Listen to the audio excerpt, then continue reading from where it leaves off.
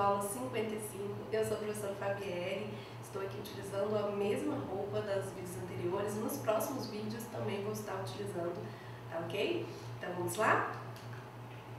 Para vocês acompanharem a atividade comigo, vocês vão até o canal de atividade de vocês e vocês vão ver as atividades 63 e 64, tá certo? Hoje nós vamos conversar sobre a origem da escrita e a sua evolução. Para isso, na atividade 63, nós vamos ver a história do surgimento da escrita e na atividade 64, vamos ver a evolução do alfabeto e da comunicação. Como a gente vê aqui nessa imagem, onde a menina, está escrevendo ali no papel, utilizando a escrita para se comunicar, para se expressar. E aí, na atividade 63, tem esse texto aqui. Ele é um texto informativo que conta pra gente aqui, a história do surgimento, da escrita, passo a passo, tudo separadinho, resumido, e por isso ele apresenta ali o título e os subtítulos para ajudar a organizar todos esses resumos, essas etapas da evolução da escrita, tá ok? Então lá em cima nós temos o título, o surgimento da escrita com letra maior em destaque, e logo depois, também em destaque, mas com letras um pouco menor que a do título, nós temos os subtítulos. Nós temos 1, 2, 3, 4, 5, 6 subtítulos, tá ok?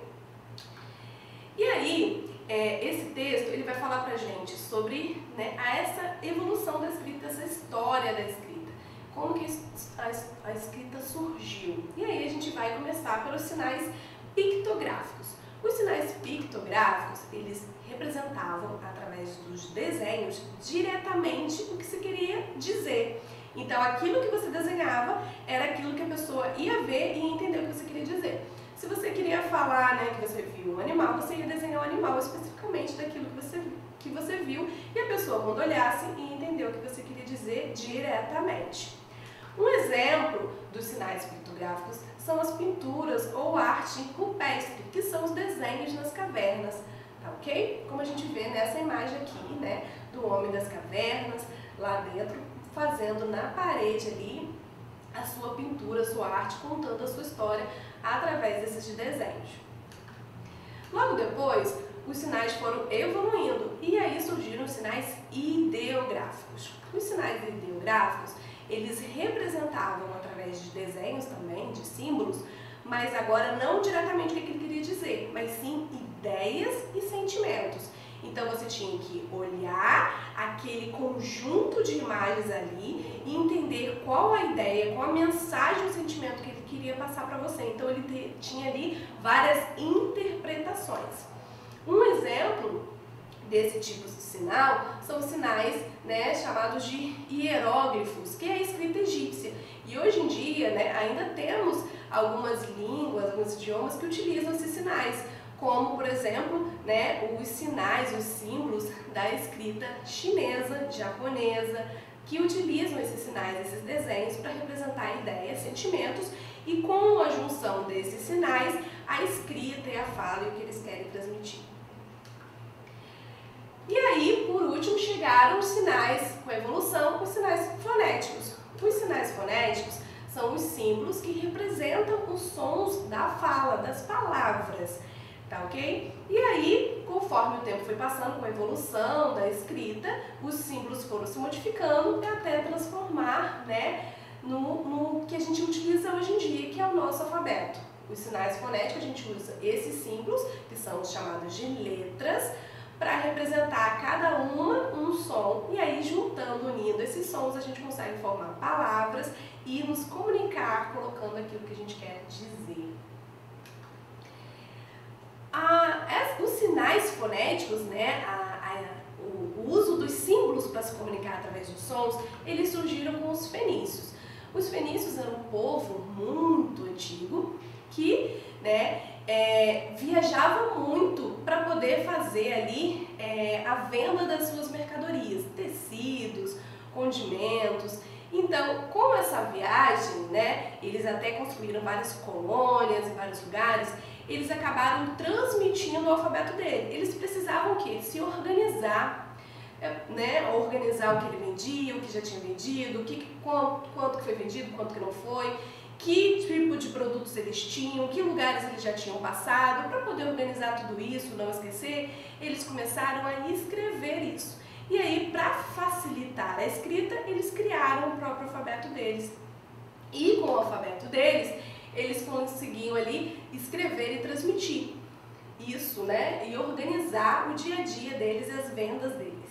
Claro que como eles eram viajantes e viajavam muito, fazendo as trocas e vendas de mercadoria, eles acabaram, né, mostrando esses alfabetos, levando esse alfabeto deles para outros países, como a Itália, né, Roma, Grécia. E aí esses outros países, vendo esse alfabeto, começaram a utilizar também esse alfabeto e, é claro, transformar ele no alfabeto próprio para cada um. Vamos ver aqui agora resolver os problemas referentes aos fenícios. O barco dos fenícios, navios, né, eles eram movidos por remos dos dois lados. Então, aqui nós temos um navio, um barco dos fenícios. A gente sabe que eles eram povos que viajavam vendendo as mercadorias. Então eles precisavam, né, viajar de um país para o outro, utilizavam esse tipo de meio de transporte. E aí eles usavam remos, presta atenção, dos dois lados. Aqui a gente está vendo somente um lado do navio, do barco, certo? Então a gente precisa pegar esses 8 remos e pensar que, além desses 8, tem mais 8 do outro lado, porque tem remos dos dois lados do navio. E aí, então, nós temos 8 vezes 2 lados, 8 vezes 2, 8 remos vezes 2, que é igual a 16, certo?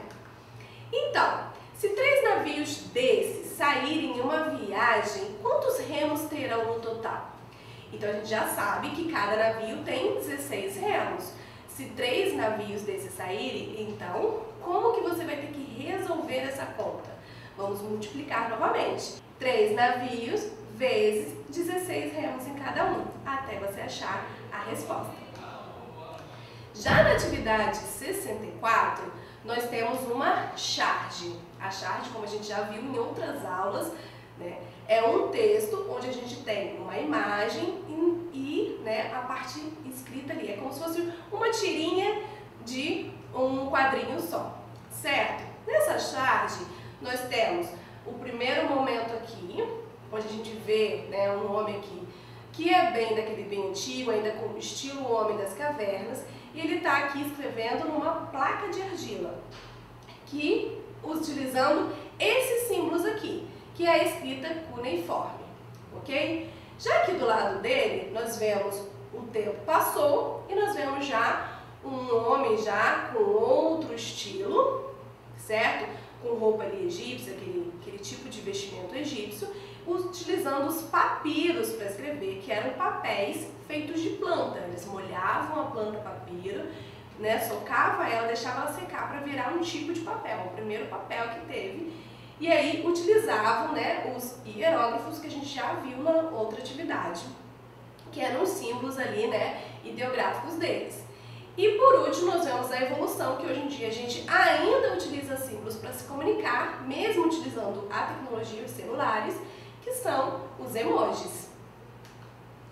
E aí, a gente viu que lá no início, na charge, nós vimos que a gente viu a escrita cuneiforme. Vamos entender um pouquinho mais da evolução da escrita, né? A escrita cuneiforme, ela foi criada pelos sumérios, que era um outro povo, tá? Que diferente dos fenícios, que fez um alfabeto fonético, um alfabeto com poucas letras, simples e fácil deles utilizarem nas viagens dele, os sumérios eles inventaram uma escrita que tinha mais de 2.000 sinais, símbolos ali, né? Que precisava toda de uma interpretação para entender.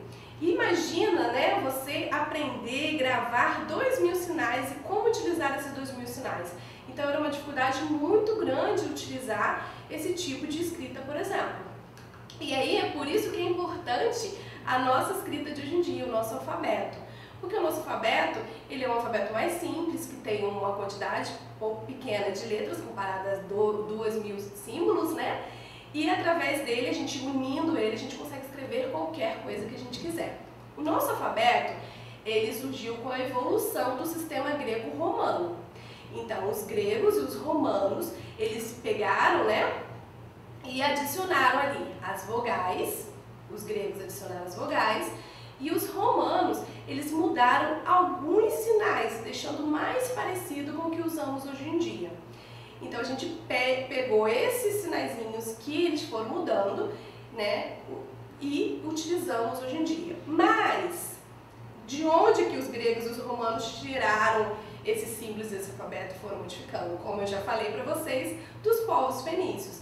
Então, eles pegaram dos fenícios o alfabeto que eles criaram e modificaram. Os gregos adicionaram as vogais, os romanos adicionaram, né, modificaram alguns sinais, deixando mais próximo do que a gente tem hoje. E aí, foi difundindo, né, com a troca de mercadoria de um lugar para o outro, esse sistema evoluiu e nasceu lá, né, na Península Itálica, o nosso alfabeto, que é chamado de alfabeto latino, que é o alfabeto que a gente tem hoje, que vai da letra A até a letra Z, ok? Nele, nós encontramos 26 letras, certo? Mas, e se dividirmos ao meio esse alfabeto, quantas letras nós teremos em cada lado? Então vamos ver aqui. Nós teríamos 1, 2, 3, 4, 5, 6, 7, 8, 9, 10, 11, 12, 13. Isso mesmo. Então eu teria 13 letras de um lado e 13 letras do outro. Porque na hora que a gente divide igualmente. Uma mesma quantidade para um lado, uma mesma quantidade para o outro. Então, para cada lado terão 13 letras. Certo? 13 letras representam um lado, uma metade, o meio de todo o alfabeto. E aí, para representar essa quantidade, a gente também pode usar a fração, como a gente vê aqui. A gente colocou 1 sobre 2, que significa 1 meio. A gente pegou uma parte que foi dividida em 2. Uma parte do meio, 1 meio. Ok? Vamos entender um pouquinho melhor? Isso é chamado de fração unitária.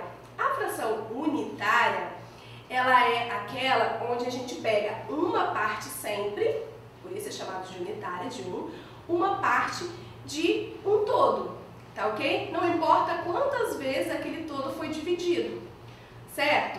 Então, por exemplo, nós temos uma folha de papel, ok? Aqui ela está inteira, uma parte. Se eu for dividir ela ao meio, só dobrando ela, eu vou reparar que agora eu tenho uma parte dividida ao meio, certo? Se eu for pegar uma parte, a fração unitária, pegar uma parte, eu pegaria só esse lado, eu pegaria 1 de 2, 1 meio, tá ok? Eu posso fazer a mesma coisa dividindo ela mais uma vez. Vou dividir ela aqui mais uma vez ao meio. E aí agora ela está dividida em 4 partes. Então eu tenho 1, 2, 3, 4. Então eu tenho 1 inteiro dividido em 4 partes. Se eu corto e pego um pedaço só desse, eu vou ter 1 de 4, certo? Porque não está dividido em 4 esse todo. Então eu vou ter 1/4, porque eu dividi uma parte, eu peguei uma parte dessas 4 divididas, tá ok? Vamos ver melhor aqui nas imagens aqui. Então aqui nós temos, olha, um bolo, certo? Esse bolo, inicialmente, ele foi dividido ao meio, então aqui eu tinha 1 meio, uma parte de 2, porque ele estava dividido ao meio, certo? Depois ele foi cortado aqui, ó, como se fosse em 4, dividido em 4 partes, até uma parte foi tirada. Então aqui eu teria 1/4, porque foi dividido em 4 partes. Eu peguei uma parte dessas 4 partes, ok? A gente pode representar as frações de duas formas, através das imagens e através dos números. As imagens a gente pode utilizar as formas geométricas para desenhar e colorir a parte que a gente pegou, certo? Aqui eu tenho um inteiro, não tenho nada dividido, então eu tenho ele todo pintado. Aqui eu tenho um meio, então eu dividi o círculo ao meio e peguei uma parte desse, um meio. Aqui eu tenho um triângulo dividido em 3, certo? E aí eu vou pegar uma parte dessas 3 partes e eu vou ter 1/3. A mesma coisa aqui. Eu peguei uma parte dessas 5 partes, então eu vou ter 1/5. E aí, ao invés também de desenhar, eu posso representar através da fração, colocando a parte que eu peguei em cima, barra, que é a divisão, da parte do todo embaixo. Tá ok? Obrigada, eu espero que vocês tenham gostado da aula. Não esqueçam de compartilhar e curtir. A gente se vê. Tchau, tchau!